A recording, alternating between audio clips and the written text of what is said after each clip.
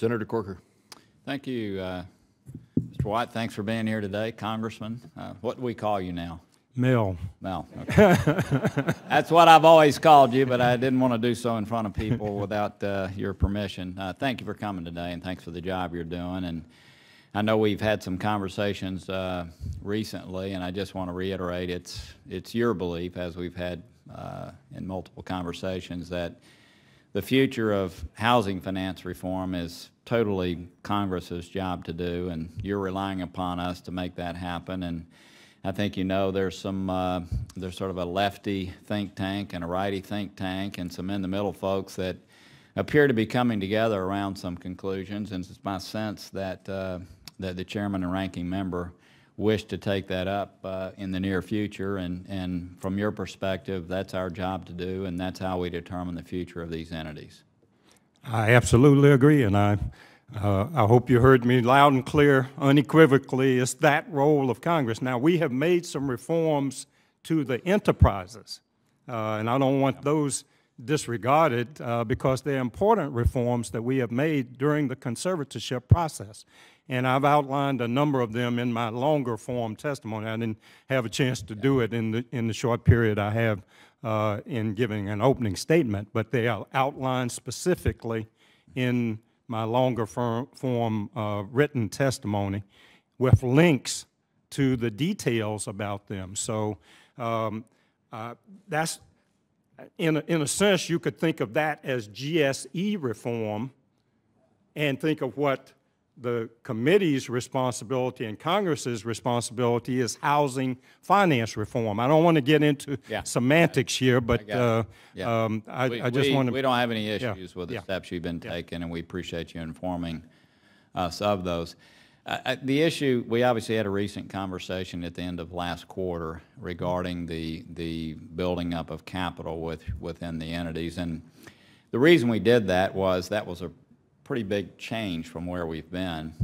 The two entities have $258 billion worth of capital available to them. So there's, I mean, this whole notion of them running out of resources it's just a baseless issue. And I don't know why that even at this time is being discussed, because what it does, Mel, is it changes the dynamic of what's been happening. It makes it appear as if there's a different approach that's being taken by the administration. The administration is working with us, working with others to move ahead with reform, but all of a sudden a unilateral step by you when they've got $258 billion in capital available. You know, I ran a pretty large company that I started, and, you know, our money went into overnight repos and we kept no cash, none.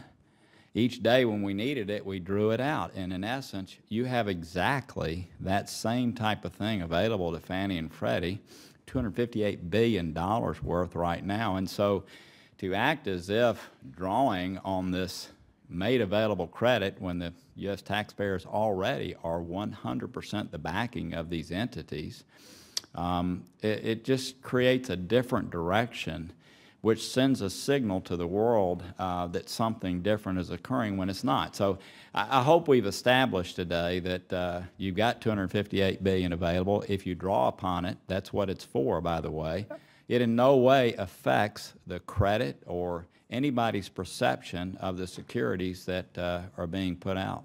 Senator, I hope you, I tried to address that as forthrightly as I could in my opening statement. Yeah. I've addressed it repeatedly, but I hope you heard the analogy I used.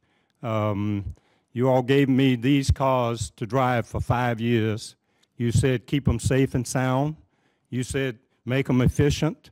If there's a risk that a draw or a reduction in the commitment that backs these enterprises would interrupt the market, it is small. I acknowledge that. I'm not trying to overstate it. Yeah. But if it happens, and what we say is reasonably foreseeable could happen, it won't be you that they come to and talk to about it. It will be the conservator, because we are the responsible parties for this during conservatorship. You're the responsible parties for it going forward. Yeah. Well, why don't you go ahead? Why don't you go ahead and draw $10 billion on it right now and see? I'm telling you, it's going to have no effect. Well, I don't need to draw $10 billion on it. If do it anyway. Do it anyway. So I would not do that and run that risk, because that would expose me to the same risk that I'm trying to avoid. I just don't understand why. Well, I don't. We've had this conversation before, but believe me, I can't afford to take that risk any more than I could afford to drive a car that has a recall on it with an airbag with my family in it. And I've tried to make that analogy for you.